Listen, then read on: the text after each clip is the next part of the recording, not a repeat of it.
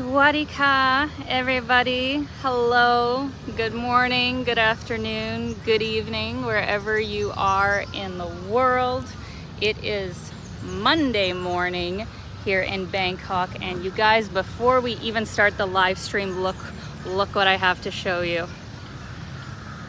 Do you guys see a little friend right there?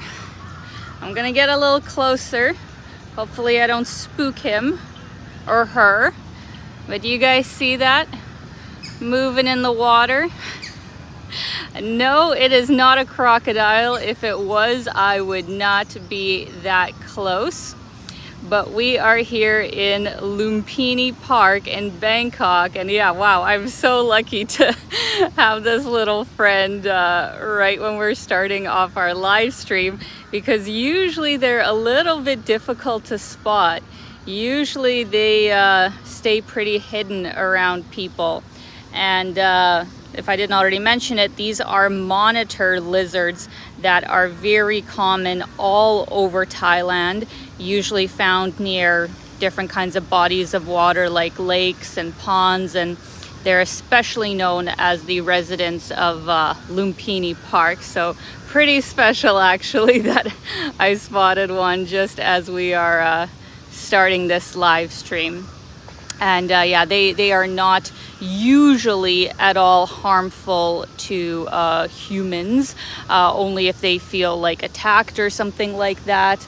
But even then, it's unlikely that you're gonna have like a fatal injury. So just leave them be and they'll let you be, and there's no problems. And yeah, let me give you a quick look here of the lovely lake that I am in front of. It is currently 9 a.m. here in Bangkok. And yeah, it feels so good to be back, guys. I haven't been gone for that long from Bangkok. I was here around this time last year, since me and my dad did our trip to Southeast Asia. So it really hasn't been that long, but I have dearly missed this city because it is absolutely, you know, it is one of my favorite cities in the world, and tied with Singapore as my favorite city in Southeast Asia. So I'm very excited to be showing you guys around today. I have not shown Lumphini Park on live stream yet, so that's why I wanted to start here. This is one of the most famous parks in all of the city. But to get things started, I would love to know who's all here, where you're from, what time it is. I already see Jim Ross. Thank you so much for coming out as always, and thank you so much for the very generous PayPal that you sent. Thank you so much for supporting my channel, and thank you for coming out. I hope you are doing great, and I hope that the cold front that both Saskatchewan and Alberta was having has died down a bit, because that was crazy. Like, if anybody on the stream is from there, like, oh my god, you guys have been through it the past couple of weeks with like even -50 with the wind chill. So sending you lots of warm energy for sure. Hello to David. Hello to Max from the UK, right? Max, you're from the UK. Hello. Hello to Emily from New Mexico. I'm in Hua Hin right now. Maybe I'll be convinced to visit Bangkok. Second time in Thailand and still haven't visited Bangkok. Oh girl, you gotta do it. It is such a great city. And I was saying this in a Instagram post a few days ago. I know there are some foreigners that come here and they don't initially like Bangkok, and I can kind of understand that because it's like chaotic and intense. But I think you need to give it more than 3-4 days, because most foreigners that come here, they just like come for a quick stop, see the main sites, you know, that's it. But I feel like Bangkok's one of those cities that you really kind of got to give it some time and really go beyond just the tourist, you know, attractions. Just as a city, I think it has so much to offer, and that's why I'm actually spending a whole month here, because in my opinion, it's like by far the most budget friendly and best city to have as a home base in Southeast Asia. Because of course I'd love to spend a month in Singapore, but it would cost me like 4 times the amount as here. So Bangkok has so much to offer, but is also budget friendly. So I hope you check it out. Hello to Zhenwei. Great to see your adventures with your dad. He's such a trooper. Thank you. My dad is in Chiang Mai, for anybody wondering. He's doing his own thing now, and will be there for about a month and a half before he heads back to Canada. So awesome that he gets some more time to stay warm. Hello to April. Thank you so much for coming out. I think I saw Harriet, Jim, and Yuki in here. Yes, I did. Costas World of Music. Thank you guys so much for coming out as always. Hello to John Gonzalez. Hello to Bobby from Montreal. Dennis from Singapore. Espen from Norway, but in Samui now. Hello, neighbor. Renee's watching from Regina. Amazing. Another Saskatchewanian, is that what they call us? Saskatchewanite, whatever we are. Hello. We got Alex from Sao Paulo. Amazing. We got every corner of the world here. That is fantastic. Oh, and we have my mom, Privyet. Thank you so much for coming out. It's actually almost my mom's birthday soon, so everybody please wish her a happy birthday in the comments. I actually initially asked her if she wanted to come to Southeast Asia for her birthday, but it's a bit of a long, flight. So, and when, you have a full-time job, it's kind of hard with just 2 weeks, but when my mom's retired, her and I will definitely travel Southeast Asia together. So thanks for coming out, Mom. Happy birthday soon. Oh, want to say a big thank you for the super chat, Eric Skanes. Thank you so much, Eric. Hope you are doing great. Thank you for supporting my channel. Got Adrian from Kuala Lumpur. Amazing. Actually, feel like we don't get a lot of people on the streams from Malaysia, so amazing. Thank you for coming out.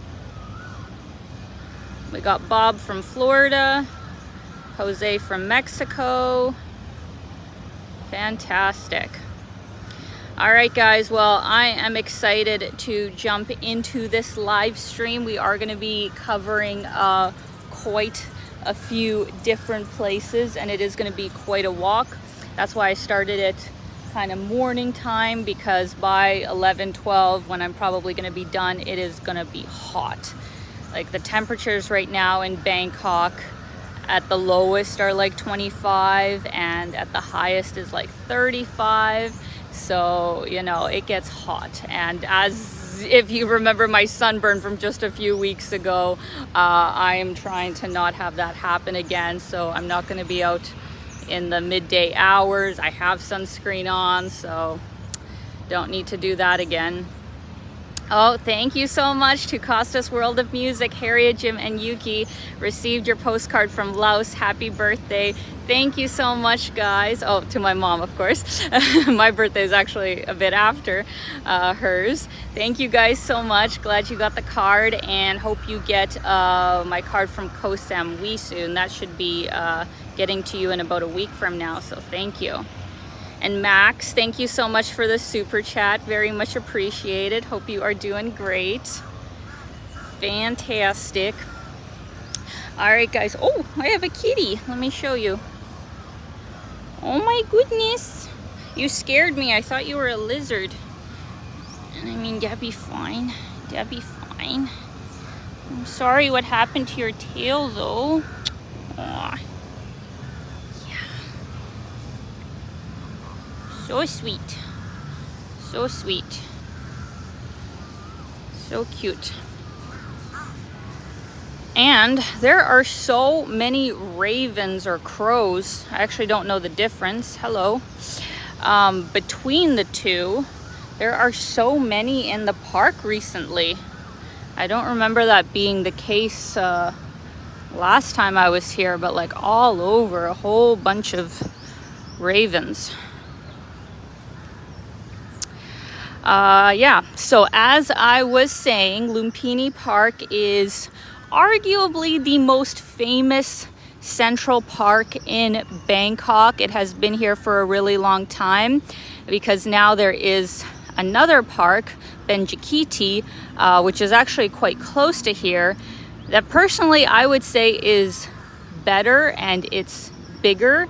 I featured that in the live stream that I did here last year, so that's why I wanted to show Lumphini Park this time, because this one is like the staple. It's the OG, and it is really lovely. Like, this is a pretty big green space. It's fairly close to Sukhumvit, which is kind of like the main downtown drag, and it's a great little, you know, break from the city. People go running, as you can see. There's actually an outdoor gym right away, right in front of us. Looks like they're watering the grass today.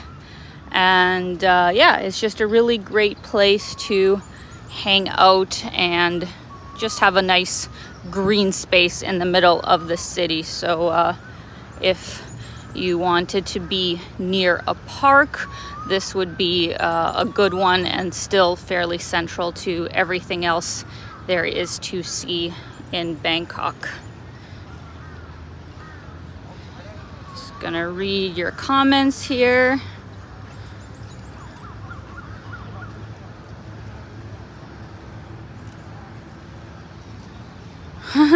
Saskatchewan is getting warm finally this week, +7. It was -40 last week. Yeah, it's actually pretty crazy how it can go, you know, from such extremes, how it can literally change by 40 degrees in the span of a few weeks. Like, it's pretty nuts.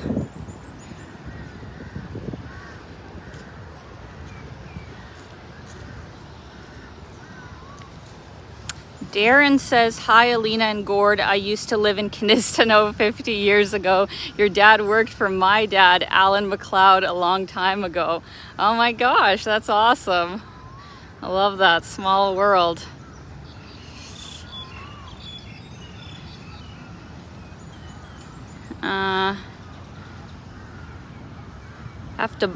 The hell. One sec, guys. Some kind of weirdo on here was like, kept spamming OnlyFans, and for anybody wondering, no, I do not do OnlyFans. I mean, nothing against people that do, but I do not. So if you do that, I'm gonna block you. Do not spam my feed, please. Oh, we got Al Bundy, interesting name, from Weyburn, Saskatchewan. Hello.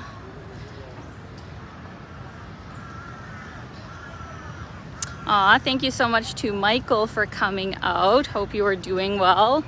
And I am doing well, Michael. Thank you for asking. I've been in Bangkok, I guess, about a week and a half now. And while it's been a little bit like stressful because I am here actually doing some important business stuff to prepare me for my upcoming travels after Thailand, it's also just been so nice to be in one place in a fantastic apartment, which I'll show you guys in a future video, and just not be, you know, moving from place to place, because it really does get, you know, very tiresome after a while. So it has been so nice to be in a place that I know fairly well. Like, I wouldn't consider myself an expert by any stretch about Bangkok, but I do, you know it fairly well for a foreigner. So it's just been really nice to be in the same place for a while.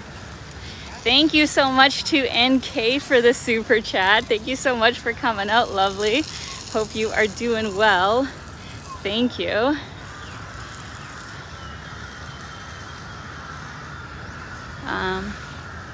Jesus, I really am confused why there's so many freaking crows. Like, are they just having like a group meeting here or something. There's a tree just with like over like 300 of them or something.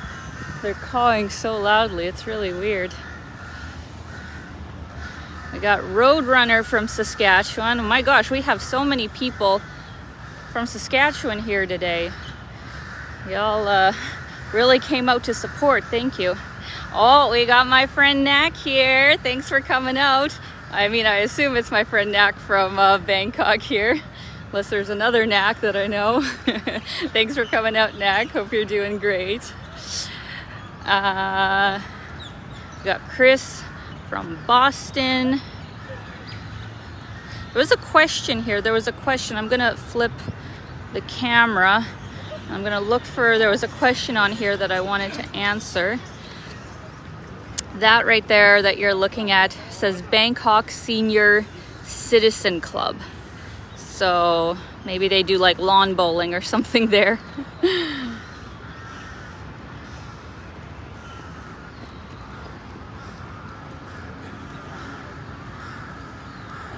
Where is the question? Maybe it was way, way, way before.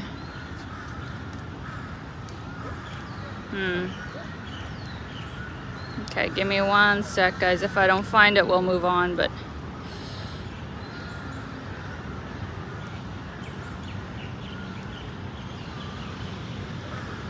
Alright, I can't seem to find it. If you asked a question that I haven't answered, please ask it again, because yeah, sometimes things get lost in translation here. Just on this side is some really nice tennis courts as well. I don't think they have that in Benjikiti, so that's pretty cool that they have that.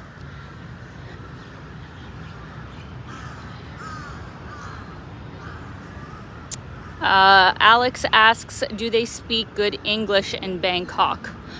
Overall, yes, I would say. Like, of course, it depends, you know, where you're going and what you're doing. But overall, I would say Bangkok's a fairly easy city to get around, you know, with English and, you know, just having things more or less be straightforward of, you know, where you go to do what and how to use the public transit. Like, it's not that complicated of a city, in my opinion. So with that alone, it's not too bad. But yeah, I would say like in the main tourist areas, in the more mid-range sort of restaurants, yeah, most people will usually speak some English, and you know, most menus will also have some English. So it's fairly easy, I would say, which, you know, is nice. It's a privilege to, you know, have English spoken as a international language. So you shouldn't have many problems if you come here.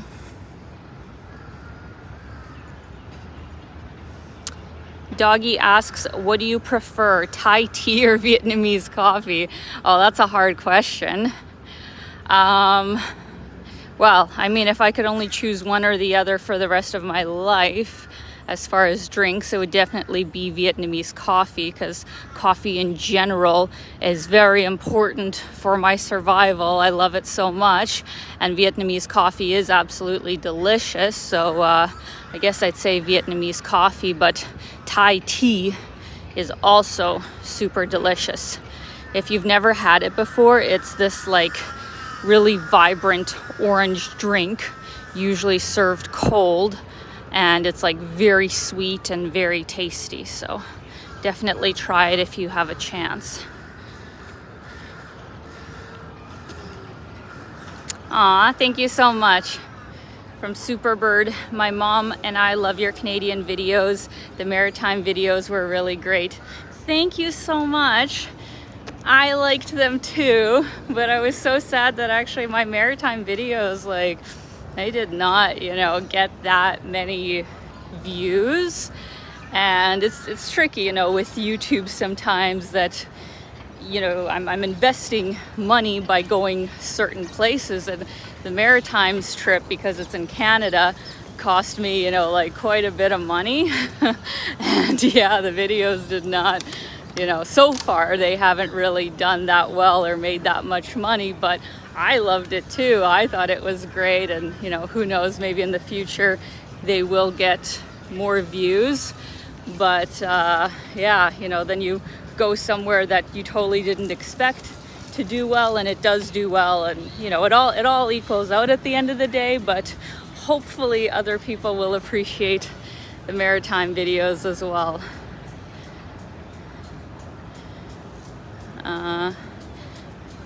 Jethro asks, have you or your dad had Thai massage? Yes, we both have. It is a workout.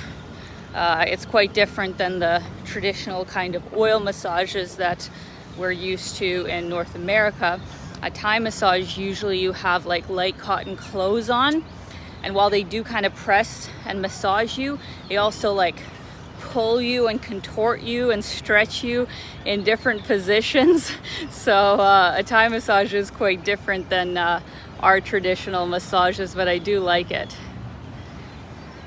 Oh, hello to Yelena from Toronto. Thank you so much for coming out. And Johanna, thank you for coming out, lovely. Hope you are doing well. So many great people in the chat today. Guilherme from Brazil. Amazing. Oh, thank you very much, Albert. Much appreciated.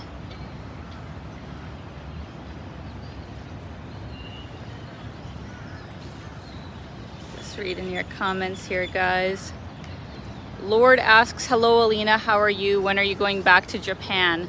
Well, of course, I'd love to go back to Japan, but, you know, I was just there a year ago, so probably not gonna go back, you know, for a while. But when I do, I will definitely be going to the north, because I have been wanting to do like a ski and snowboard trip in Japan for the longest time. So maybe, I don't know, in a couple of years I'll do a winter trip to Japan, because that would be super cool. I do love Japan so much.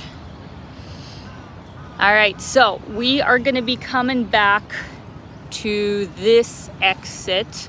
I'm trying to say this to remind myself as well, because sometimes I get a little bit turned around in this park. But we are going to go down the main drag here, and I'll give you guys a bit more of a view of the park, and maybe we'll even see another monitor lizard. We will see.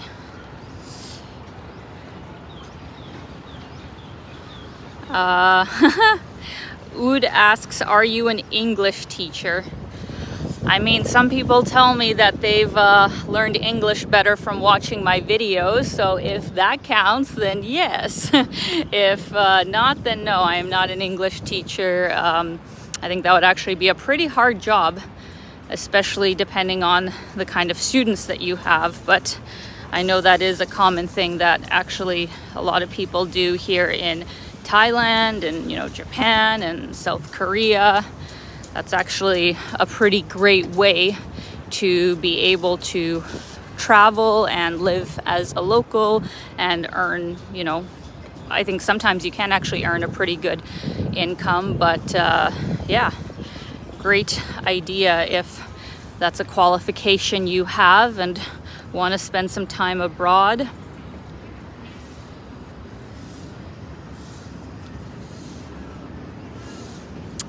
A cat from Silicon Valley asks, hi Alina, what is your favorite island in Thailand, Phuket or Koh Lanta?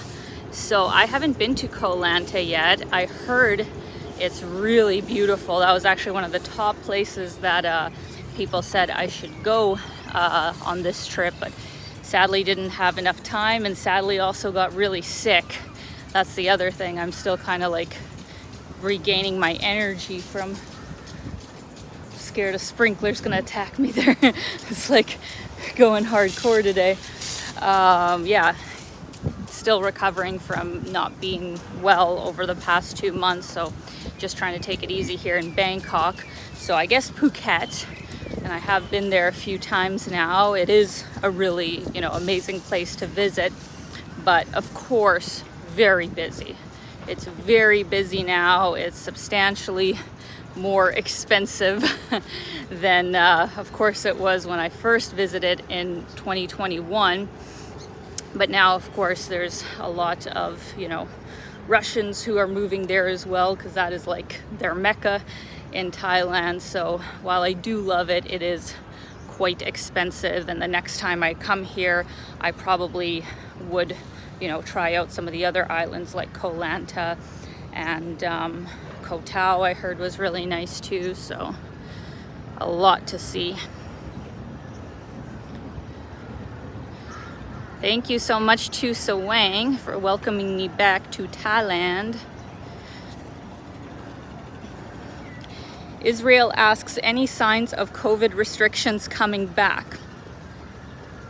Hopefully not.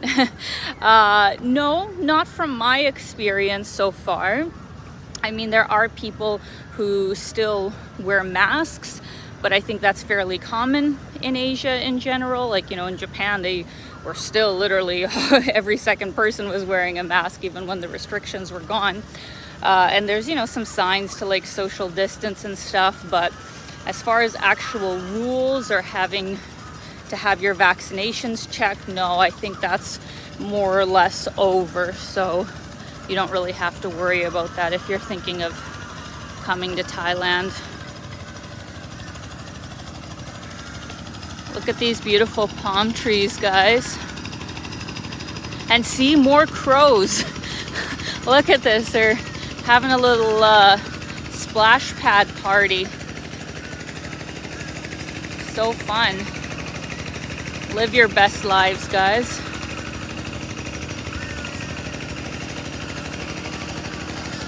It's quite nice actually coming here on a Monday because it's not that busy. Most people are of course working. It's usually the retired folk or, you know, the stay-at-home moms coming here with kids or something. It's not that busy usually on the weekday mornings. One thing that I actually prefer to do with having such a flexible job, which I appreciate so much, is working the weekends when, you know, all the places are super busy all around the city, and then I take my you know, 2 weekdays or something as my weekends when most people are at work. So that's a nice thing to do.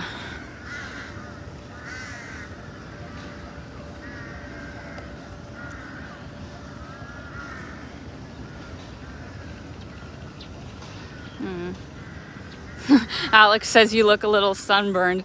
Oh, hello.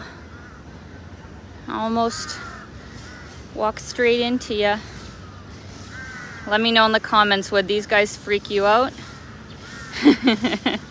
They do look like little alligators. I guess if you didn't know what they were, it might be a little bit disconcerting to just see them hanging out. But like I said, they're overall harmless. Or at least that's what I've read. And maybe some of you have actually seen the viral video. I think it was about 2 years ago that there was a huge one. Because that's the thing, they can get huge. Oh, and there's another big one there in the water. I don't know if you guys can see. See, there's one over there. There's one right here. So yeah, I think it was a couple years ago. There was a huge one, like 1 or 2 meters long. And they can get up to, I think, about 100 pounds. And this one guy somehow got into a 7-Eleven, you know, the automatic doors that they have there. He let himself in and he was like climbing the freaking shelves or something. The poor, you know, guy was probably scared of like, where the hell am I? How do I get out of here? But yeah, people were like freaking out because there was this huge monitor lizard in 7-Eleven somewhere in Thailand. So yeah, I guess if you like saw one of those for the first time, it would be pretty scary. So understandable. Jim Ross says not as much as a Komodo dragon. Yeah. If you should know the differences, I guess, between those two, because a Komodo dragon can and will absolutely kill you.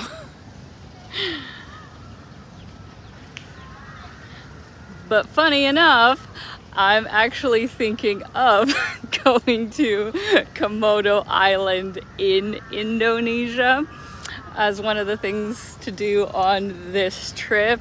Maybe some of you have heard of it. Like, obviously it's a protected area. You go on a group tour. You're never gonna get that close to a Komodo dragon.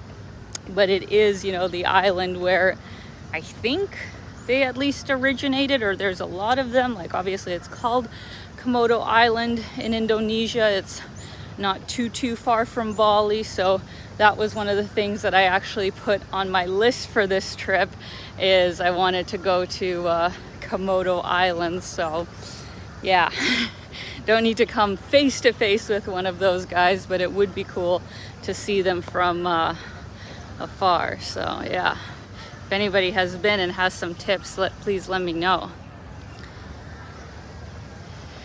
Grant asks, hello, which of the places in Laos, Vietnam, Thailand did you find the least touristy but still a pleasure to visit? Enjoy your videos. I've been watching since Cartagena.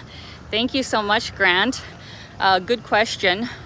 For sure, the least touristy is for sure Laos, out of the three you mentioned. You know, if you're interested, I also put Cambodia in the mix.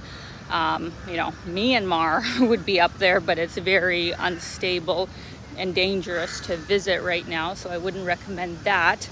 But yeah, Laos from the three that you mentioned, just because, yeah, the tourist numbers, as far as I saw, still weren't that big, and especially if you went beyond the tourist cities like Luang Prabang, Van Vien, Vientiane, if you went anywhere else in the country outside of those cities, then you probably would be one of very few tourists. But keep in mind, it probably will be quite challenging to go outside of those three destinations, because that's going to be outside of the new train line that they have there, and the roads are rough, and I mean like rough. So if you're gonna get like from one side of the country to the other not using the train, bring, you know, something for your stomach, because it's gonna be a bumpy and windy mountain drive for many hours. But you'll be one of few tourists, so maybe it'll be worth it to you. I'm gonna flip the camera here. I'm gonna just circle this park and then head on out. I guess actually we could go out this way too. Maybe that would be better. Yeah, let's go out here. I feel like I've given you guys a pretty good idea of what the park is like here, right? Really lovely green space, palm trees, monitor lizards. What more could you want, right? Really lovely place. And also keep in mind that there is really only, I think, 5 entrances and exits in the park. So I spotted one just over here that's a little bit closer than the original one I had in mind. So it's a little bit tricky sometimes to get in and out of this park.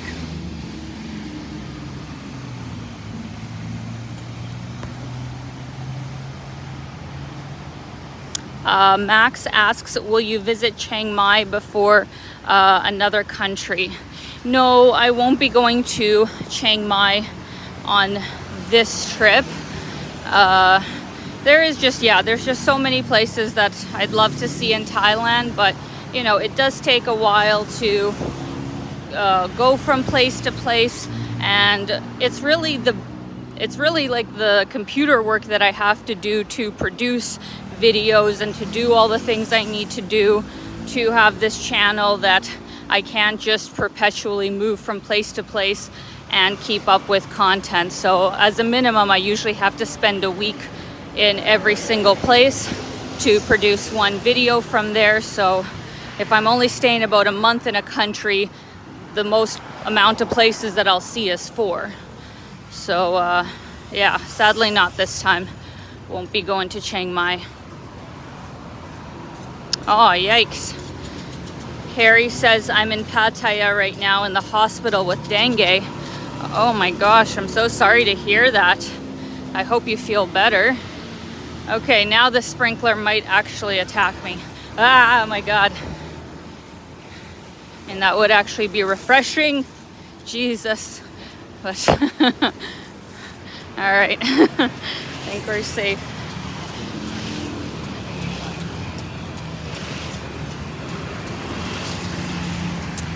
Oh, Mel's Vids asks, did you bump into Gabriel Traveler in Thailand? He's currently in Koh Phangan. Excellent videos from his trip. No, I have not met Gabe yet. He and I have been like, you know, Instagram friends, so to say, for a while. He does have fantastic content, but no, we just missed each other actually when he briefly went through Bangkok. But yeah, I told him that if he's passing through again to definitely reach out, because it would be cool to meet up with him. I actually have another YouTube friend, Katrina Shell, who's a fellow Canadian, and she's in Thailand for the first time. She's actually up in Pai right now. She was in Chiang Mai and now she's in Pai, so she'll be coming down to Bangkok in the next few weeks. So her and I are gonna meet up and probably, you know, shoot a video or two together, so that'll be fun. All right, guys, we gotta be on our guard here to cross the street. So many scooters. Second.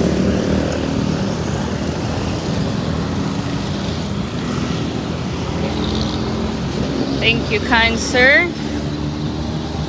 All right, so we're gonna be going down this busy street here for a while until we get to Sukhumvit.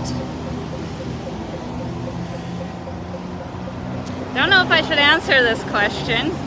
So Harriet, Jim, and Yuki. Alina, any plans to go to China? It's open to tourists. We have been. No comment just yet. It's not a yes, and it's not a no. It's a maybe. But thank you guys so much for the super chat, and when I do have an update on that, I will certainly let you guys know. But I don't want to, you know, say yes or no when I can't say for sure just yet.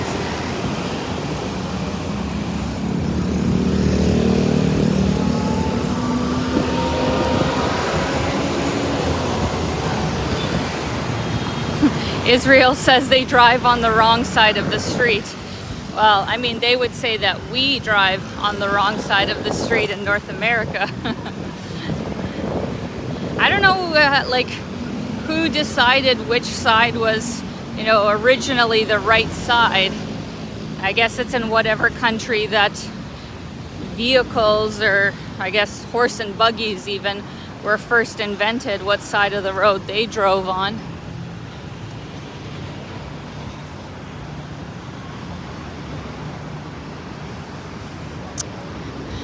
All right, guys, so to give you a view up here of some of the apartment buildings that are on this drag, this area right by the park would be nice because then you'd be so close to it, but then you'd be close to this really busy and loud road. So I don't know if I would actually say that this would be my recommendation of a good place to live. If it was like a few buildings back or very well soundproofed, then maybe.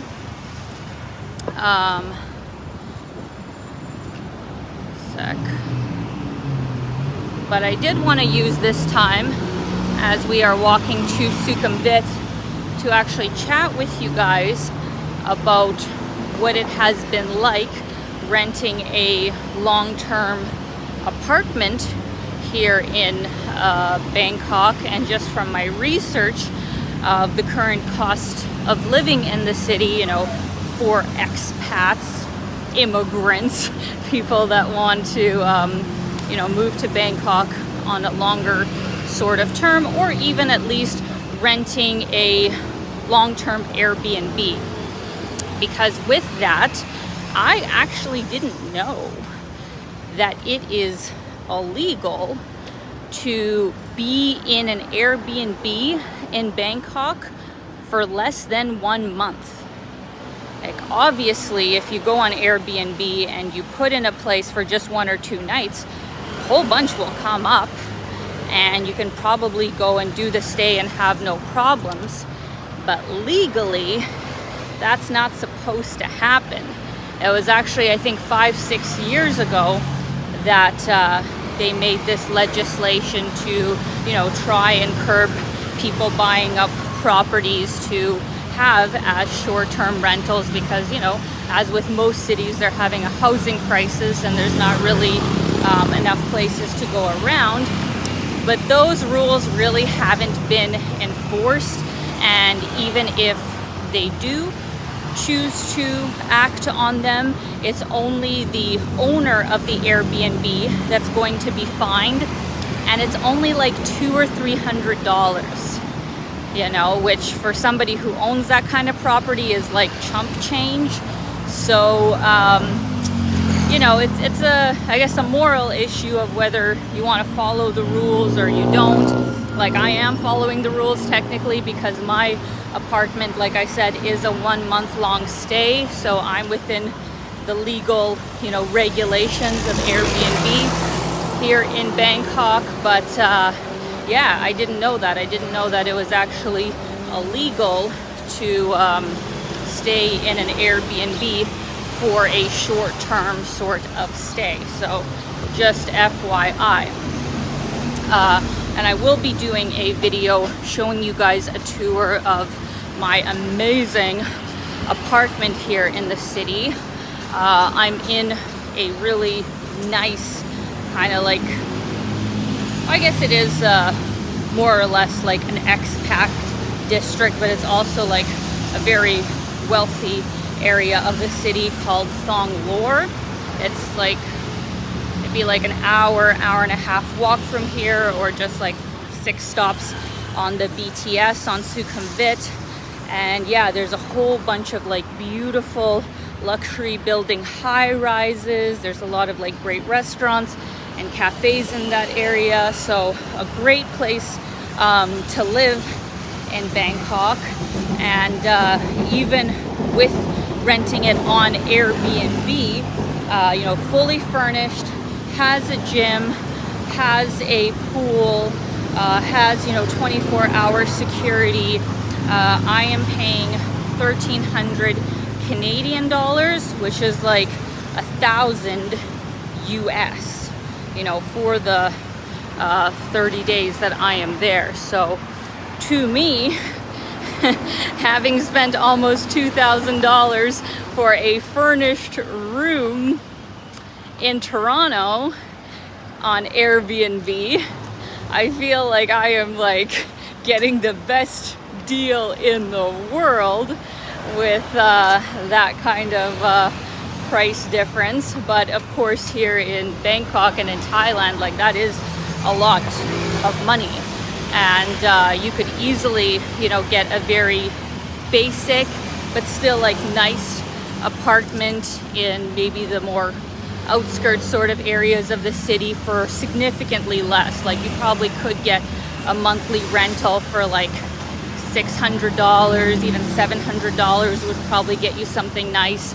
Spending $1,000 US a month, you can get like a pretty nice place. Like, not the highest echelon, and it wouldn't be over a 1-bedroom, but you have a lot of options open to you if you're willing to spend about $1,000 US a month. So yeah, just wanted to give you guys that sort of example case of what the cost of accommodation is here. Of course, if you were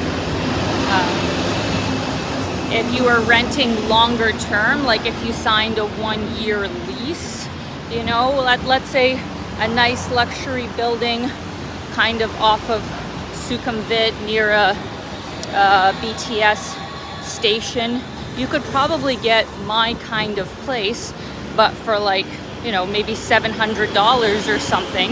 It's not a big place, by the way, it is kind of smaller. But yeah, you could get like a small 1-bedroom condo in a luxury building for about 700 US a month. So even though prices have gone up, you know, quite a bit here in Bangkok, I would say for the hotels, I've noticed if you're actually getting a hotel, and some of the restaurants in the more central parts of the city, I've definitely noticed that prices in those categories have gone up quite a bit since I was last here. But as far as long-term accommodation, in my mind, it is still incredibly reasonable, which is why I chose to, you know, come here as my month-long sort of base to get some work done.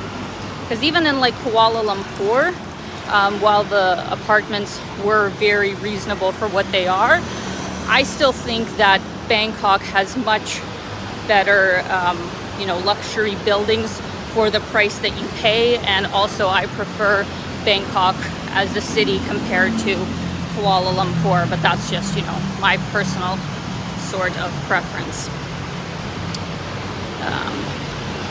All right, guys, I'm gonna flip the camera as I read your comments. See, we're passing a BTS station right here. And we're also, as we get closer to Sukhumvit, we pass some very nice 5-star hotels here. Anantara, and then I think the St. Regis is just down here. So if you have $500 a night to spend on your accommodation here in Bangkok, then that would be a place that you could easily, you know, have your money spent in a very fast way.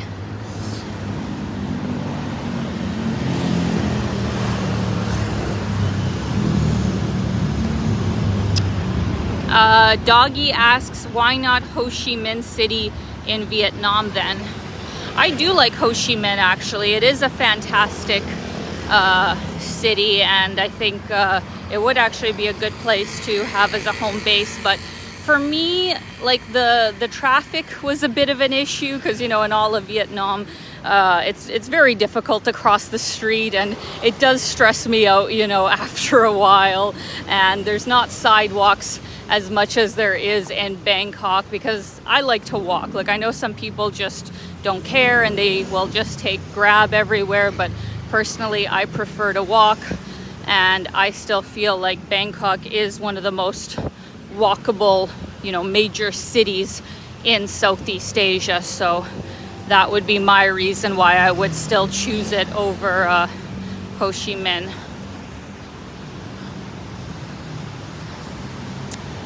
Alex asks, as a solo female traveler, do you feel safe in Bangkok? Yes, absolutely. One sec. Yeah, overall, I would say I feel, you know, very relaxed in the central parts of Bangkok. I'm sure if I really went to the boonies where there were no other Farongs, as they call us, which is foreigners in Thai, and, you know, maybe it was, you know, a more impoverished sort of area and people are staring at you. Not that I think, you know, you're gonna get jumped or something bad's gonna happen, but it would just feel uncomfortable because, like, you stand out too much, and obviously there wouldn't, it'd be unlikely that somebody would speak English, and, you know, you just maybe feel a little bit out of place.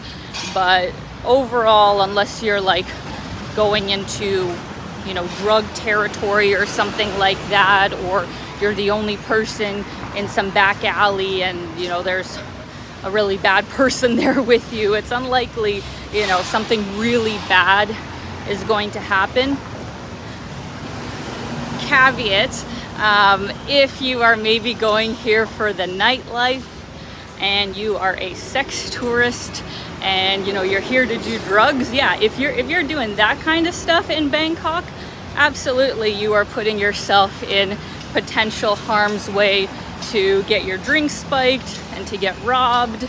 You know, all the lovely ladies, you know, who are more than happy to take advantage of, you know, naive men, that absolutely could be a threat here in Bangkok. But as, oh my God, I'm getting sprayed on again.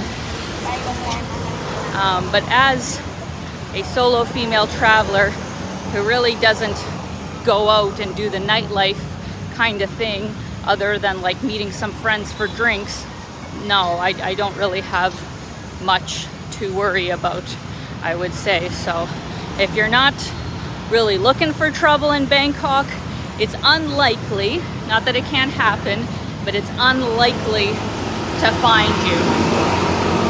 And to be 100% honest, I feel more safe in Bangkok than I do in Toronto, which is a very sad statement to make because, you know, Toronto is one of my favorite cities. I lived there for 7 years, but, you know, having spent a few months there this past summer and just seeing how much drugs and just lots of other bad stuff has like taken over the city, genuinely, I feel more safe in Bangkok than I do there.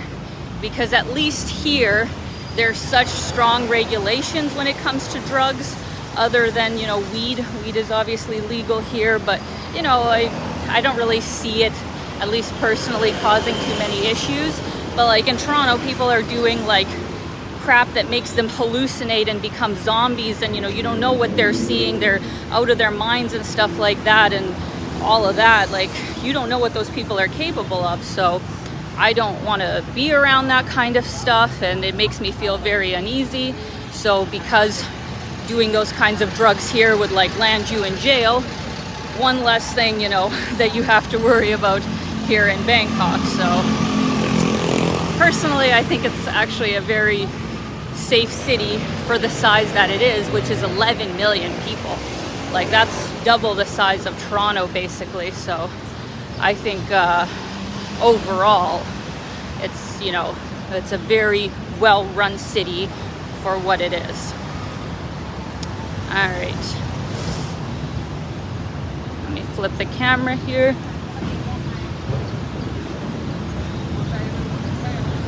So we are almost at Sukhumvit, guys.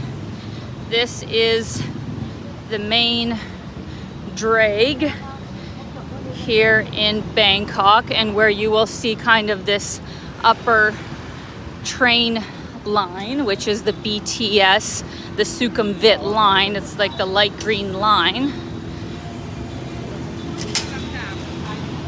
Over here we have Central World, which is a really famous mall. And over here is a really beautiful little temple that they have here in the middle of the city.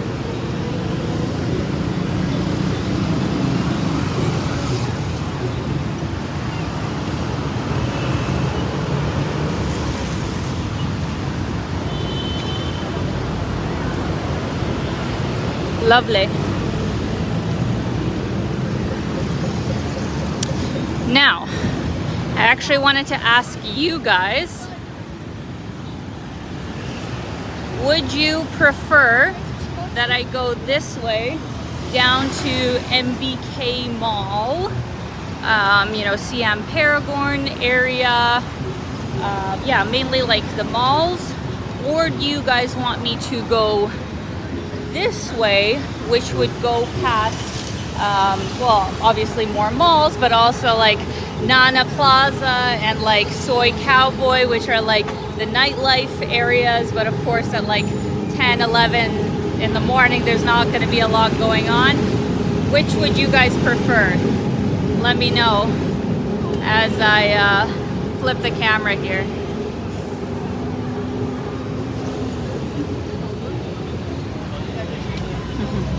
Nana Plaza, Giant Buddha.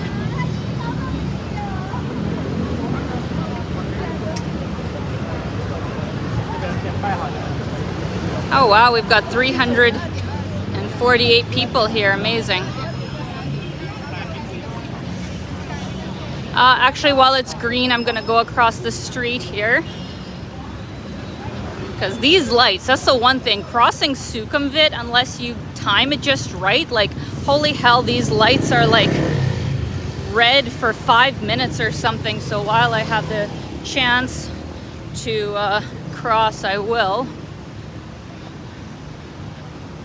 Okay, everybody wants Nana Plaza. I mean, I thought that would be the case, but thought I would still ask, see what you guys want. But let me give you just a little view here. This is like a main road.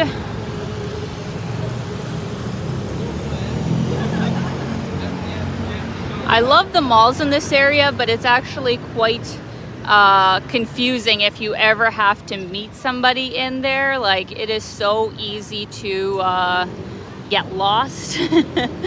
Especially in M Quartier, I swear, like, and now they have like M Sphere, and then there's like the Helix part of M Quartier, and then there's that other district, and I get so turned around in there. It's just crazy.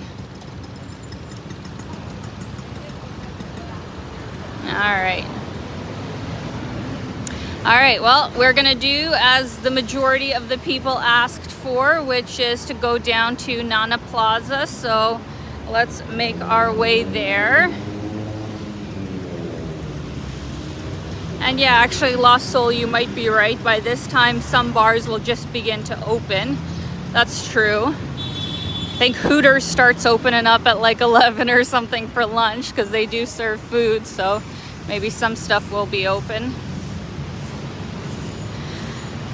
Gaysorn Mall is also quite nice, really upscale.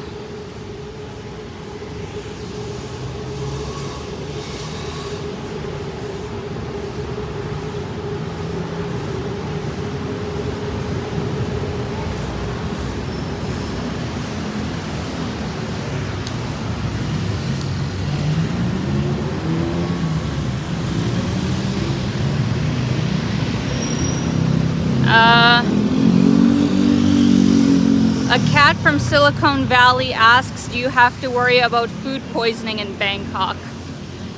I mean, I would say it's the same as anywhere else, right? Like, I've gotten food poisoning. The worst, I think, food poisoning I've ever had was at a Swiss Chalet in Toronto Pearson Airport like 15 years ago, and I will never forget it. Like, I don't need to give you the graphic details of what happened, but I had like a 7-hour layover, went to Swiss Chalet for lunch, and within like half an hour, just not good. And there was like nothing else it could have been.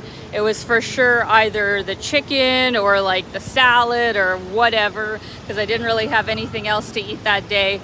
And that was some of the worst food poisoning I've had in my life. So it can happen anywhere. But of course, some places are worse than others. But I actually would say that thankfully I have never gotten any sort of food poisoning here in Bangkok. And I've, done street food, I've done little local restaurants, I've done mid-range, high-end restaurants, and I've never had any issues. So I would say just take the normal precautions that you do anywhere else, and more than likely you should be fine. But of course, bring some medication or something just in case.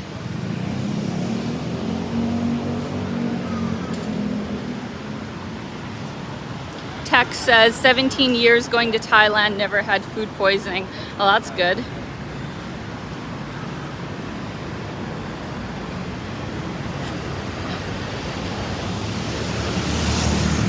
Actually,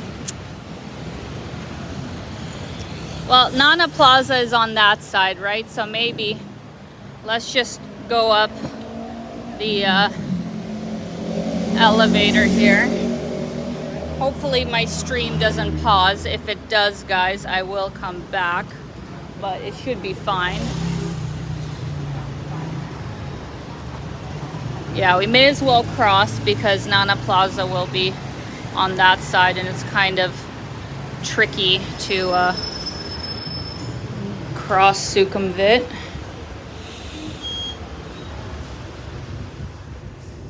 All right.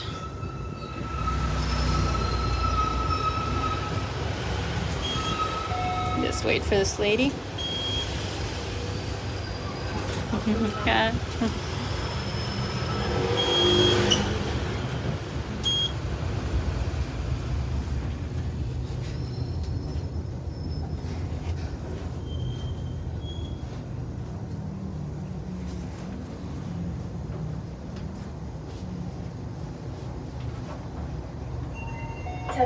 Second floor. ประตูกำลังเปิด Door open มีกำลังเปิด All right, guys, bear with me for just 1 minute here. Oh, actually didn't realize they have such a huge plot of land open here. I assume it will be a condo building because, well, what else?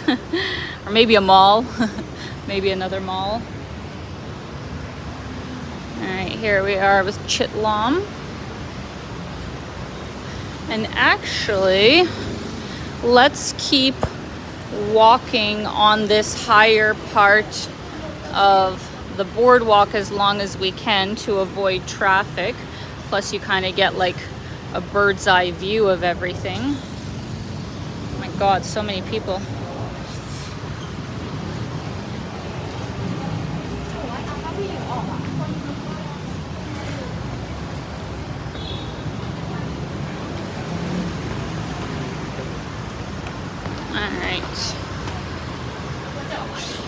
Yes, SSW, One Night in Bangkok by Murray Head is definitely the anthem of of Bangkok. I do love that song.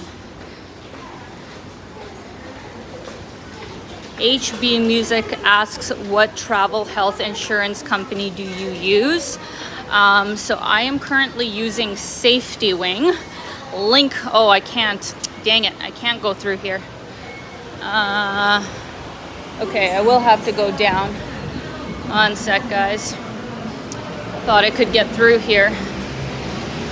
Yeah, so I'm currently using Safety Wing, which is by far the most budget-friendly but good travel insurance that I have found.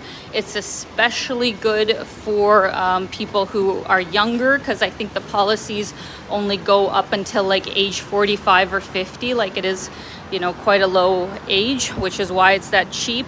And it also has a $250 deductible. So if something happens, of course you have to pay $250, you know, no matter what. But then they'll cover everything else. So just keep that in mind.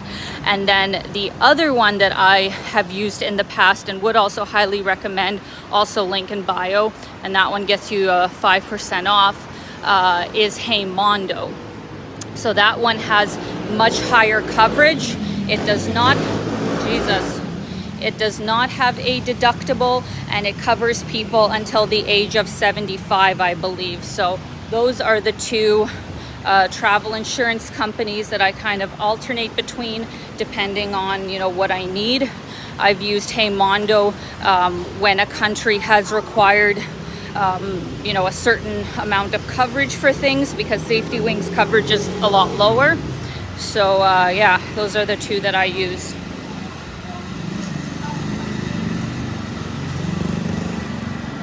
All right.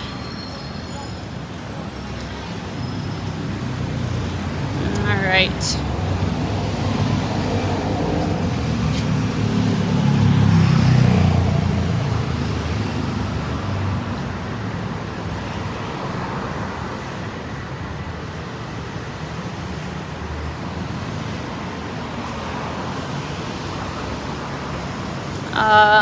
Bradley says, my wife is from Lopburi.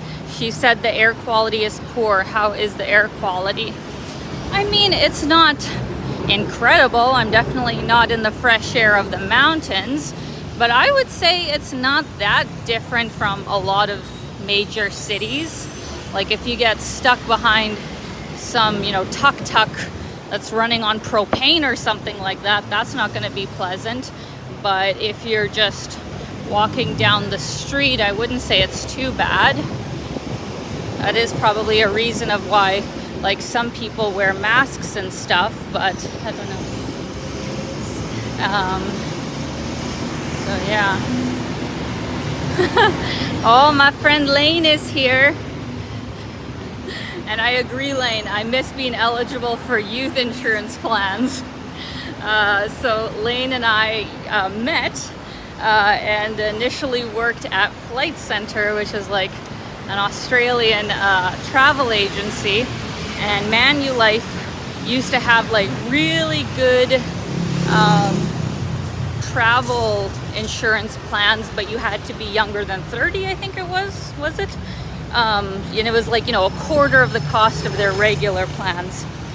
But Lane, Safety Wing is just as cheap. It's even cheaper actually, but you have the deductible. So I don't know if I already told you about it, but Safety Wing is actually just as cheap, if not cheaper. So at least we have that, and we both qualify. Yeah, there is a lot of road construction here actually. Somebody made.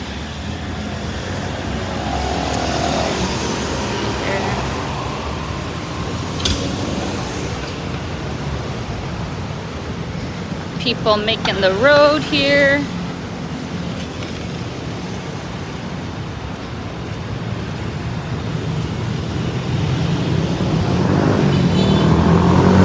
Oh, we got a green light. Got to make the most of it. Oh, we got 60 seconds. We're all right.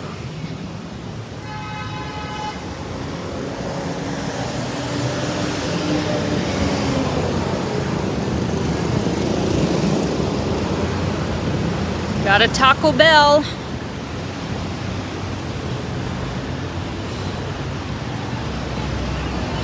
We will get past the road construction in a little bit, guys. This part is just a little bit crazy right now. So one thing.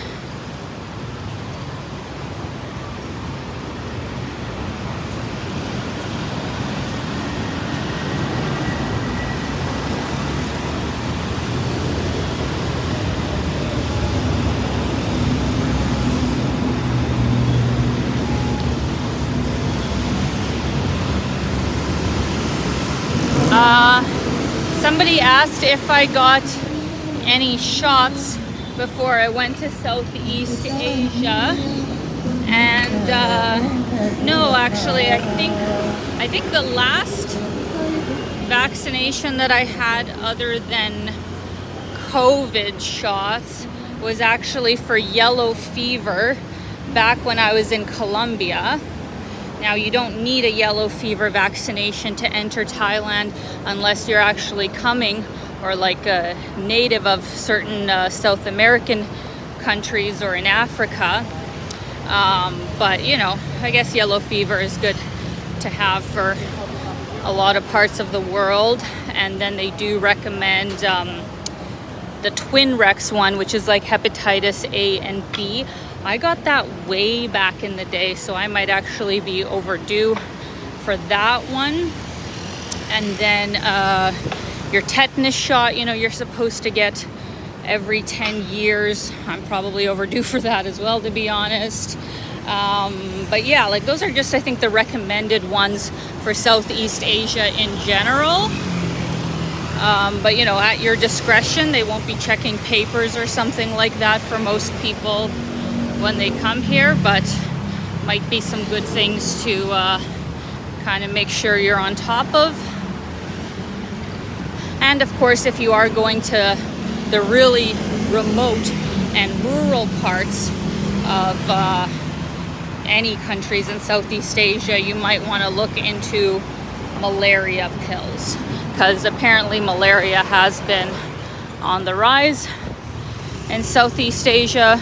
At least that's what I thought I read. So if you're going to any parts where it's, really dominant, that might be a good thing to look into.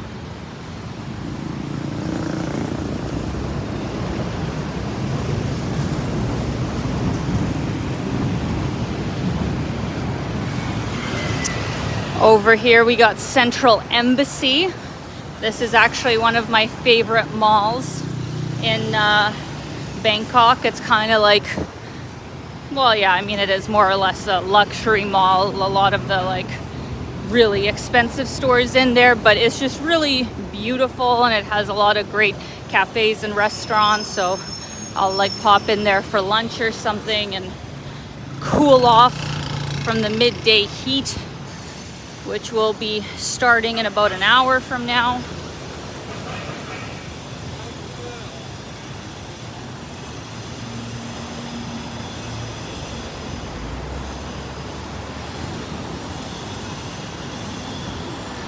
And yes, Jim, you are correct. Thai Travel Clinic in Bangkok has a lot of vaccines. Got dengue fever, Japanese, I don't even know how to say that, encephalitis and rabies shots there. Yeah, it's actually not a bad idea to get your shots in Bangkok, because they absolutely do have some of the best you know, medical facilities in the world, and it's going to be, Jesus, substantially cheaper than in like North America, unless your shots are like included like COVID or something in your healthcare plans. One sec here, guys. Got bad timing here. All right.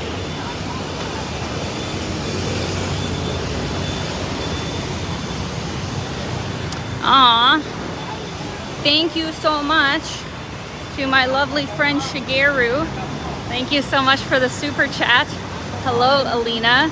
Seems everything is going to be okay. How about solo traveling, by the way? Thank you so much, Shigeru. Hope you are doing well. And yeah, solo traveling. Oh, this is new. One sec, guys. I'm going to show you this cool park that I don't remember from last time. Solo traveling has been great. Like, of course, I love traveling with my dad, and it's been such a gift for us to spend this time together. But it's also nice to, you know, kind of do my own thing, and I'm sure my dad, you know, likes his, you know, freedom too, because when he's traveling with me, it's like go, go, go, you know, going to so many different places all the time, and I know that kind of weighs on him. So it's good for both of us to kind of have some time to do our own thing. So thank you so much. All right, let me just quickly, Jesus, siren today.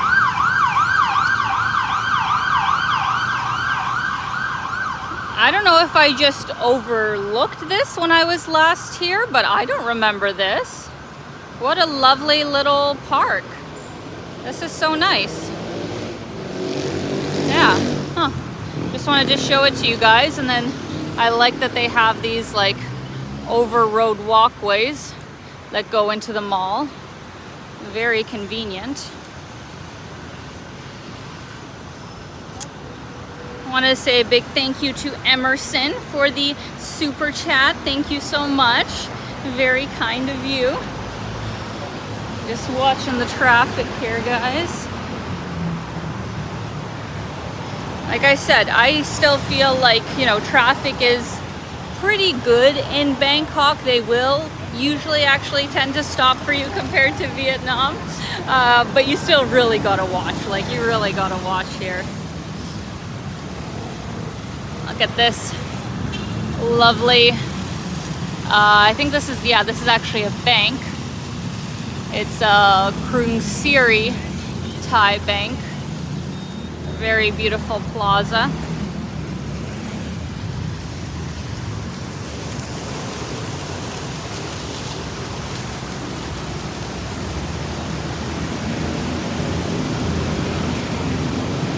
I love this fountain, actually.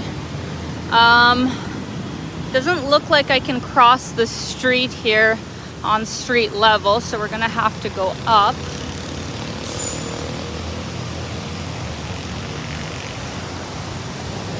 Oh my God. Do I have to? Okay, I gotta go around.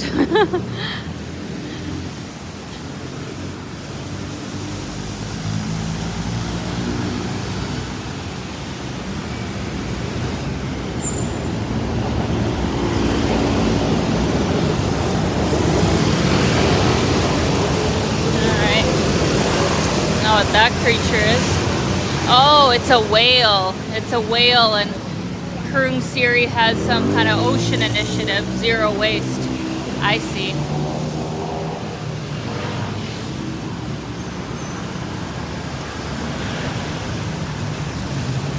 Oh, thank you so much, Shakat from Silicon Valley. This live has been really interesting. I didn't realize how developed Bangkok is. Yeah, it absolutely is. Like, and in just the 3 years that I have been coming here, like every year there has been so many positive changes. I know probably in this last while you guys just see construction everywhere, but you know, they are improving things and making things better. And especially in Sukhumvit area, like they have built a lot of new stuff. It's, you know, even more clean and like streamlined than it was when I first came here. So I think Bangkok is going to be, you know, better and better as the years go on. Because it is like, you know, a very affluent city in its own right. Because like we don't have this in Canada. We don't have this in Canada at all. Like we've got, you know, beautiful, luxurious spaces in Canada too, but somehow I feel like we don't have these kinds of buildings. Like some of the architecture here really is amazing. Now this they could work on. This madness all over Thailand. These like electrical wires. I honestly don't know how the electricity doesn't go out more, and how when it does, they fix it so quickly. Because like by looking at how they do their electrical setups, you would think like it's just a mess. And I mean, it looks, you know, not the best, but I guess it works, and it would take a very, you know, long time to, you know, redo everything. But yeah, Bangkok is definitely a developed city. And while we're up here, I just wanted to make a mention that this is actually a really famous street for embassies. I believe the US embassy is just down here, and I think the French embassy or something is down here. The Canadian embassy is actually out by Lumphini Park. I have that geotagged if I ever needed it. But yeah, this is like the embassy street.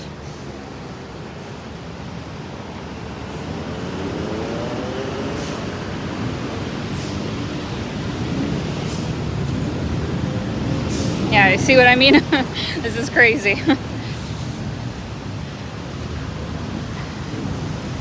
Oh no. She's okay. All right.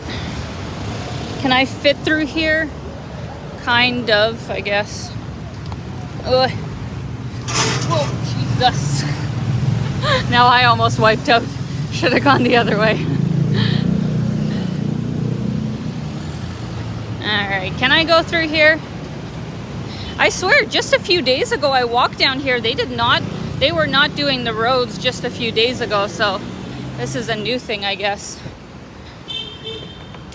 But anyways, we're almost at Nana Plaza, so we'll be turning in there in just a minute.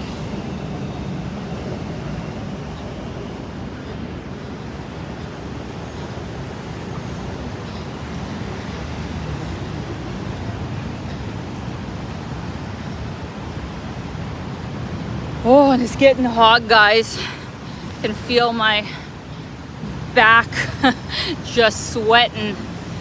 Just sweating.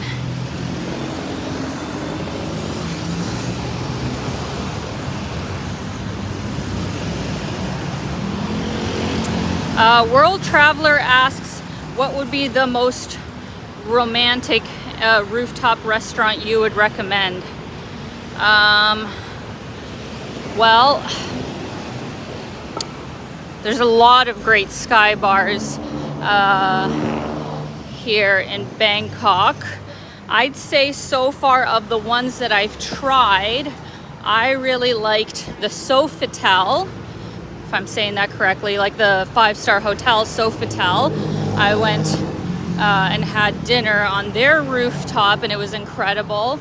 And then also the Marriott that is closer to Chinatown. I can't remember the name of it because obviously there's a lot of Marriotts in the city, but Like you will know if you search best Marriott rooftops, that one will come up, and it's near Chinatown. So that one, it's in my last Bangkok video that I did last year.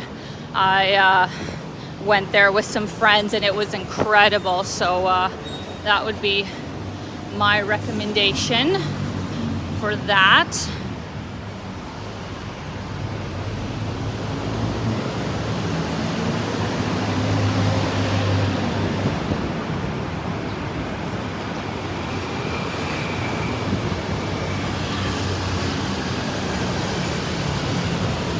Oh.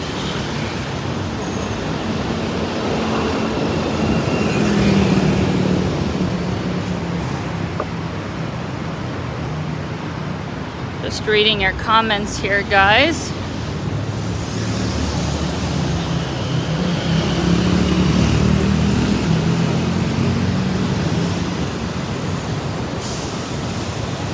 Oh, Jesus. See, that's what I said before, guys. Gotta watch the traffic. Always gotta watch the traffic. Oh, here's a Novotel. Looks like they have nice buffets as well.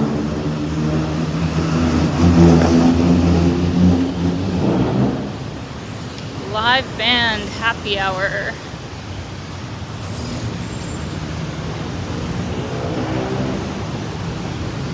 Oh, geez Louise. Yeah, really, what the hell? Like, I was scouting these locations just a few days ago, and the roads were not this under construction. And of course, when I'm doing a live stream, everything wants to be under construction. All right.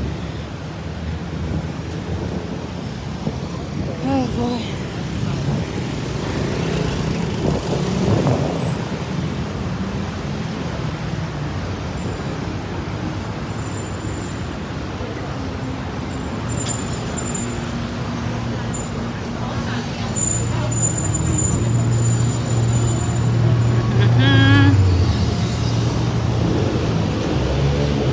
Along here, more at nighttime, I guess, they tend to have a lot of really cheap street food, and more or less I'm sure it's fine. But like these guys right here, if you can see these, like, you know, little meals of like pad bra prao or whatever, you know, meat, egg, and rice, they're selling it for like 20 baht, which is less than $1. And the only reason that I would really hesitate to buy it is ever since I read an article that said like you can actually get like severe, even fatal, I know fatal is a stretch, but like really bad food poisoning from non-refrigerated rice. And I didn't know that. So, you know, it's like with rice, I guess, it's only like once you cook it and leave it unrefrigerated, it's actually only supposed to be good for a few hours, or you risk getting sick. And I didn't know that. Maybe somebody can like let me know their experience in the comments, but that's kind of what I read and it freaked me out. So I'm actually more hesitant to buy like, you know, street food that has not fresh rice, like not from a rice cooker or something like that, that's been just sitting out in the heat for quite a while. Because yeah, that article freaked me out, so let me know. But very cheap, like more than likely you're probably going to be fine. Like obviously the locals are buying it and, you know, they're making it every day, so most likely it's fine and you can get a cheap meal for like $1. But for me, you know, just in case, I'd rather spend the extra money to like have it made fresh. Got some nice fresh fruit. See, I know some people say, oh, like you shouldn't you know, eat fresh fruit that they sell on the street that doesn't have a peel. And while I'm sure for sure that that is a way that plenty of people have gotten sick, but personally, like, I love that fruit and I eat it all the time. And at least in Thailand, thankfully, I don't think I've ever gotten any kind of sickness from it. So, you know, each to their own.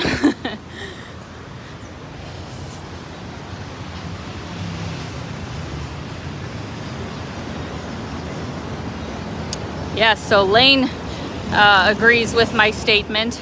That's true about a lot of food. Never leave your cooked food at room temperature for a long time. Yes, Johnny says rice spoils after a few hours in the heat. Okay, good. I'm not making stuff up. I thought that was the case.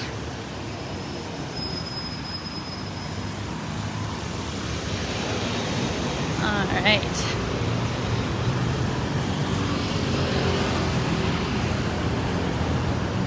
Oh, Lane asked an earlier question, what's the best meal that you've eaten there so far on this trip? Oh gosh, that's hard.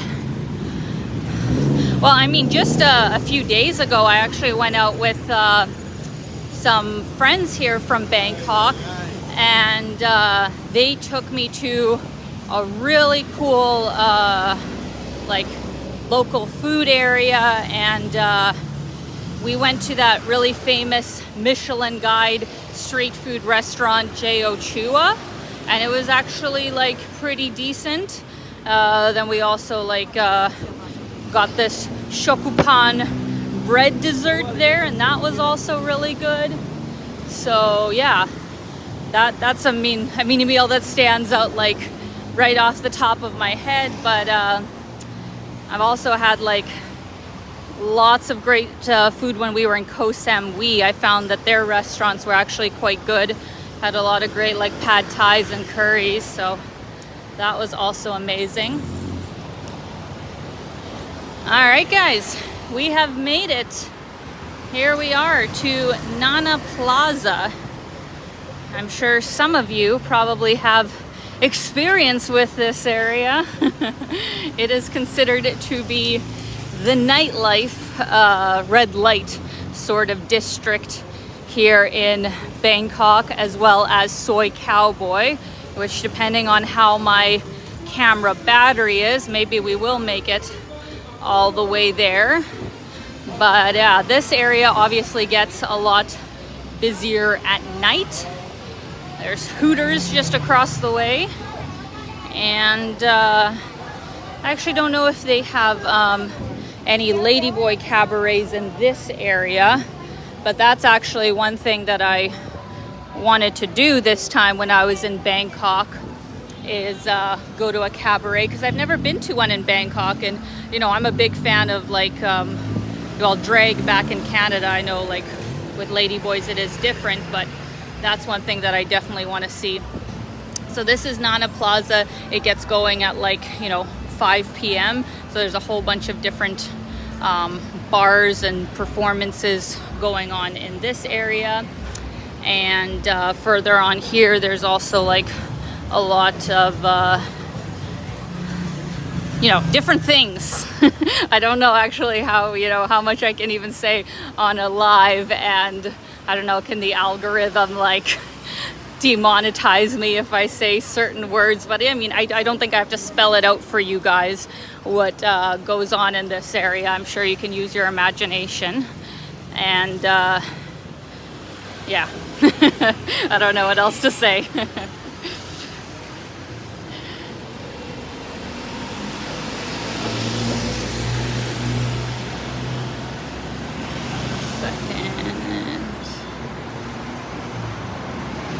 We'll actually turn around and go back the other way down Sukhumvit, but I'll take you guys a little bit further down.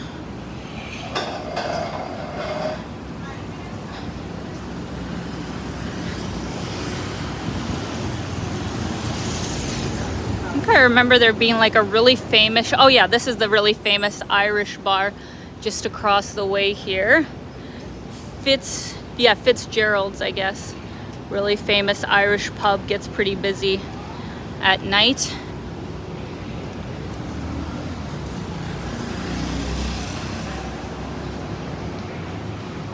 I think this is actually more or less the end of it here, guys. Yeah, I mean, it's pretty dead at like 11 o'clock, right, in the afternoon. Like, there's some guys having a beer there when we first entered, but as you can see, like, it's not really doesn't really have a lot going on right now.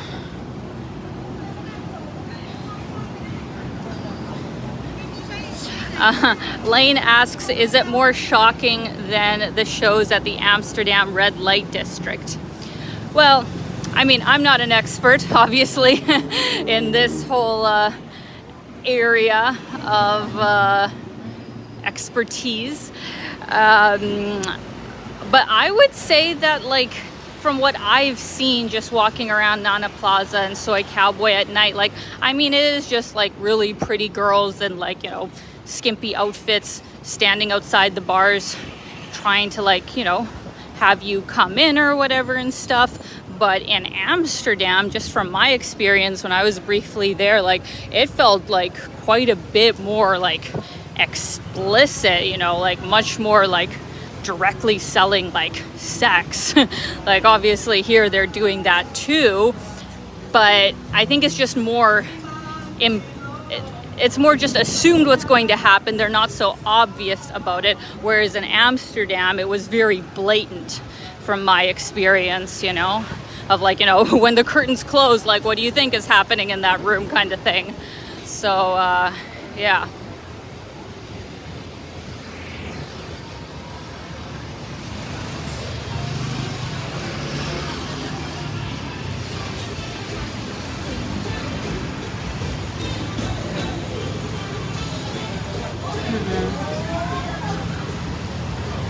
Oh man, it's getting hot, guys. Holy hell. Just across the way here we got Nana Square, which is like a really famous, you know, mall that they have here. But we are going to continue on this way. And I'd actually like to take you guys past the newer mall that they built, M Sphere. I actually don't know how far away I am from it, but that is a really cool new mall that they have built.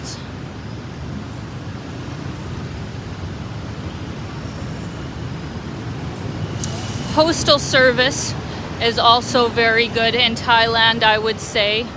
Like, very good actually. But keep in mind that if you ever want to send a parcel, you do have to bring your passport. I remember I once, like, was sending something back home and they were like, no, you can't unless you bring your original passport, not even a photocopy. So keep that in mind if you want to send anything from here. But like any kind of cards or postcards, you don't need to have your passport.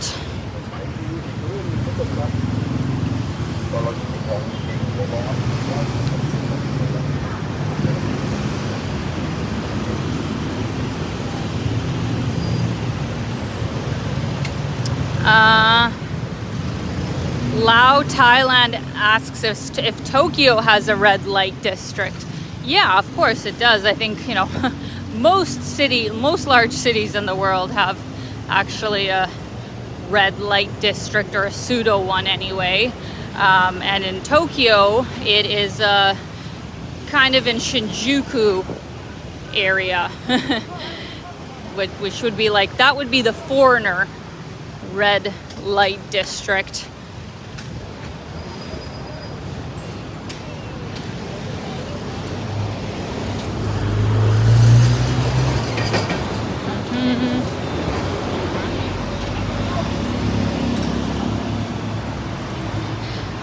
I don't know if Ottawa has a red light district. I'm sure it has a pseudo one. There's the BTS. Yes, Kabukicho. I guess I should have specified Kabukicho in Shinjuku is the red light district.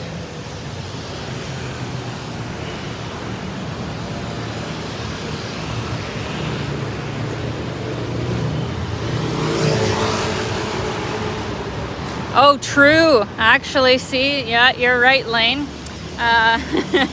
Except Saskatchewan, strippers aren't even allowed there. True enough.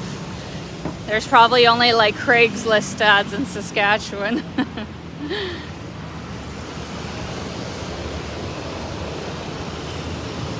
So here we are coming up to the Nana BTS. Look at these beautiful buildings with all this greenery. Like, they have some beautiful developments here. Like, overall, I would say, you know, not that I've traveled all over the world, not that I've gotten to experience, you know, staying in luxury apartments in all the cities that I've visited, but just from what I've seen and personally experienced, I think Bangkok has some of the best, like, luxury buildings in the world. Like, the place that I'm staying at is, of course, like, really nice and that I would consider luxury, but there's even, you know, way fancier ones with so many more amenities and that are, you know, like 3-4 times the cost. Like, if you had a budget of, you know, let's say $5,000 a month, like, you could live so well in Bangkok. You could live in such an incredible building. And, you know, in Toronto, for example, $5,000 would get you, I don't know, maybe like a 3-bedroom, fairly nice building if you're lucky. Some of the nicest, like, luxury apartments in Toronto are easily going for like $8,000 to $10,000 a month, like if you have the penthouse or something like that. And in my opinion, like, they're not even as nice as the buildings that they have here.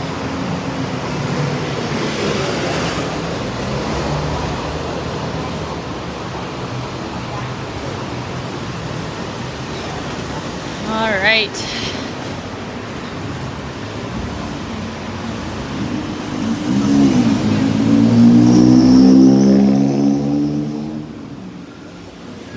I think, guys, I'm gonna see if I can get to M Quartier or something. Or actually, what's down here? Because I'm getting like pretty hot, to be honest. I don't want to get like too lightheaded. I'm gonna show you guys this street because there's a bit of street food going on, but I think let's like get into a mall coming up soon. I'll need to cool down, and then we can end the live stream from there because it is starting to get quite hot.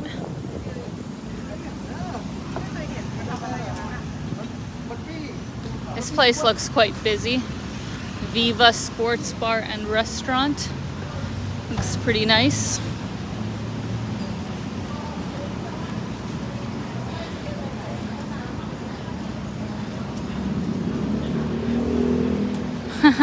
Only here, the Tipsy Tap craft or draft beer. Very nice. See, in my opinion, staying on these kinds of streets, like just off of Sukhumvit, is the way to go, because you're still walking distance from, you know, getting on the BTS or any of the main attractions and malls, but it's not as busy as staying right on Sukhumvit, which could get very loud unless your hotel has very good soundproofing. Aww. Thank you so much to Shigeru. Thank you so much for the super chat. I will be using that for lunch and a drink just in a little while here, because we have been going for like over an hour and a half. I just looked at the time. It's been almost 100 minutes. So yeah, it's been quite a while. I need a drink. I need to get some lunch, and I need to cool down because I can, like, you know, feel it on the top of my head. It's a little bit too hot. It's getting a little bit too hot.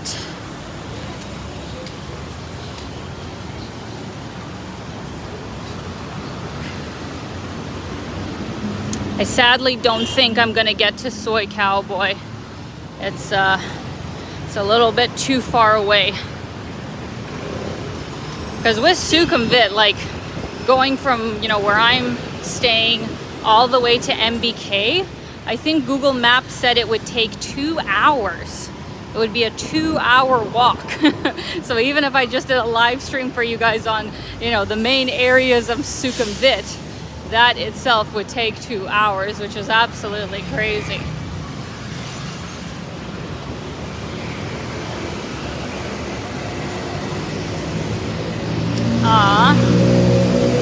Thank you so much to SFC Paul Fowl. Thank you so much. Alina, my friend, good to see you again. Thank you for taking us on a tour. Please stay safe, free land, don't overheat.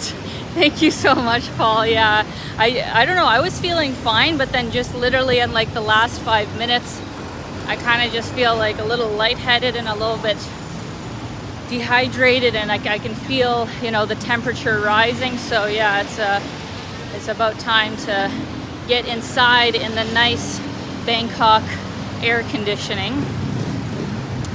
Thank you so much to Jim Ross, as always. Thank you so much, Jim, for a cool beverage or ice cream. Don't need to be cooking yourself.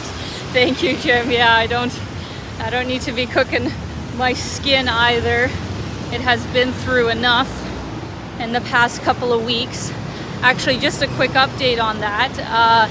So if you follow me on Instagram, I had mentioned that I thought like I literally had a 2nd-degree burn because I had like what looked to be blisters, like fluid-filled blisters, but it was like 3 days after the initial sunburn. And I was like, what the hell is that? And don't blisters usually happen like within, you know, a day? Because, you know, you literally just burn your skin, the blister should form. But what that ended up being was actually a heat rash, which is also, you know, not great, but not as serious as blisters from a burn. So it took a few days for that to like go away, and it took a whole week for my skin to kind of stop being so red and then peel. Like I'm still slightly peeling from that, and I'd say my chest still hasn't fully like gone back to normal. My arms more or less have just a bit more tan, but my chest is still a bit red, so it was just bad. Like bring your own really good sunscreen when you come to Southeast Asia that you trust, or be prepared to spend a bit more money with like the good ones that they have here, because in general good sunscreen costs more money here than it does in Canada or the US.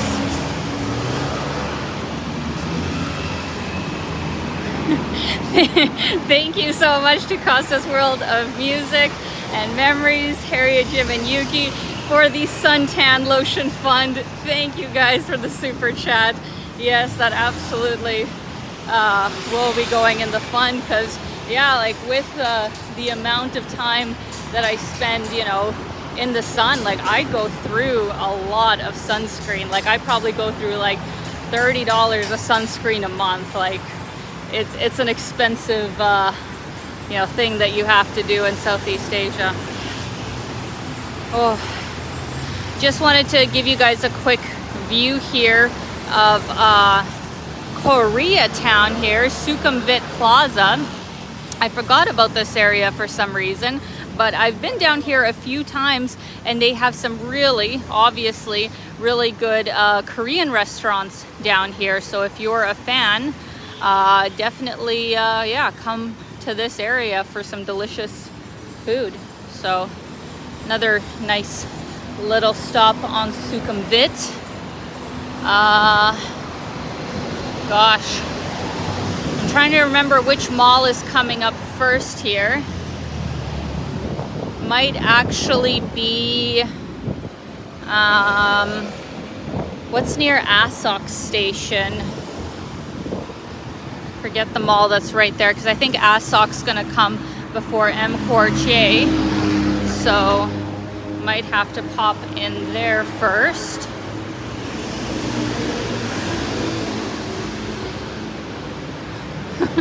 Spasiba, mama. My mom says, Alina, thank you for the live stream, but you should really get inside before you make yourself sick. Yes, I do agree with you, Mom, and I will soon.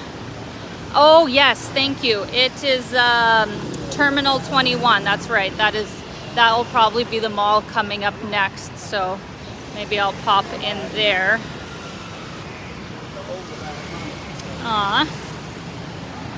Thank you so much to Rahul. Thank you so much for the super chat and for coming out as always. Really appreciate you and hope everything is going good. Hope Toronto's not going to be getting any kind of, well, I mean Ontario as a whole isn't going to be getting any kind of ice storms anytime soon. Even though it's warmer than Saskatchewan and Alberta, it's still, you gotta be strong. You gotta be strong to survive winters anywhere in Canada. So thank you so much, Rahul. I hope you're doing great.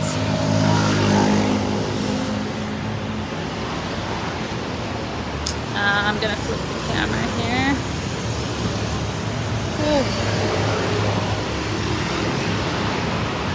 You are right, Borton. Heat stroke is real and you don't know when it can happen.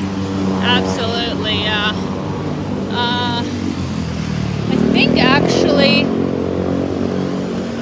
can anybody tell me, like I actually unfortunately am feeling a little bit out of it that I can't actually remember if this is for sure Terminal 21, but I think it is, right? It's a sock. So yeah, Terminal 21, okay, good. All right, guys, let me actually take you in Terminal 21. Sadly, I wouldn't say that it's my favorite mall. I wish I could have shown you M. Portier because I much prefer it. But Terminal 21 is nice too, so let's just pop in there for a bit because I gotta cool off and also get a drink.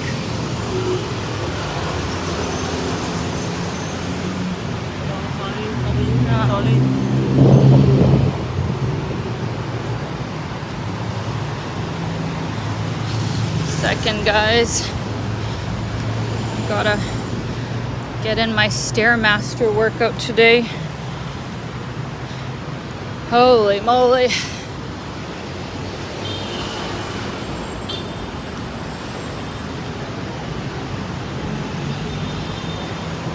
One thing about Bangkok, I mean, I guess if you just took Grab everywhere, you wouldn't really get a workout, but when I come to Bangkok, I get a workout. Like, I walk the city like crazy. Every time I go out, it's like 20,000 steps. I missed a super chat? Who did I miss? Rahul is the last one that I saw. Is there a super chat that came after Rahul that I didn't see? Or was there another one before him that I missed? Please let me know. Apologize if I did. Okay, I think we can go in here. Oh my God. Super rich turtle currency exchange. What a name.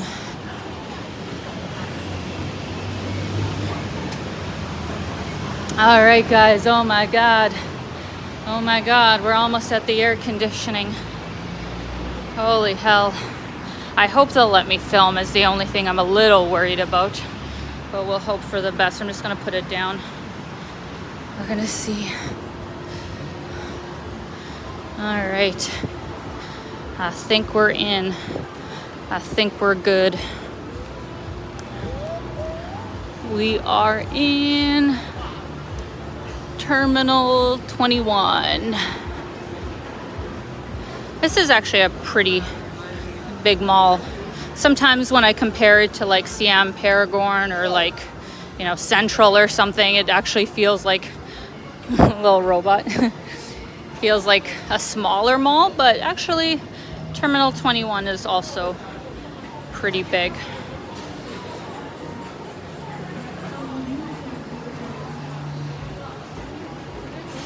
Yeah, coconut juice would actually be delicious. Oh my God.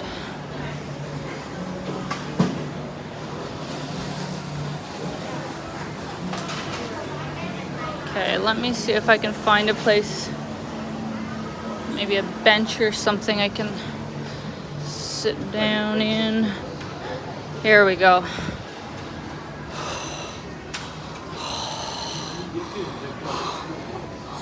Oh my God, guys. Oh, it feels so good to be inside. Yeah, I'm a little lightheaded, to be honest. That kind of snuck up on me out of nowhere. I was doing fine, and then all of a sudden, yeah, I did not feel well. So at least there's, you know, always restaurants or coffee shops to pop into if you're like near Sukhumvit or something. So if you're walking around, don't wait until you feel like crap. Just get inside and get out of the hot sun if you start to feel lightheaded. Lane says you're getting a heat rash and we're getting frostbite. What's the worst of the two evils, right?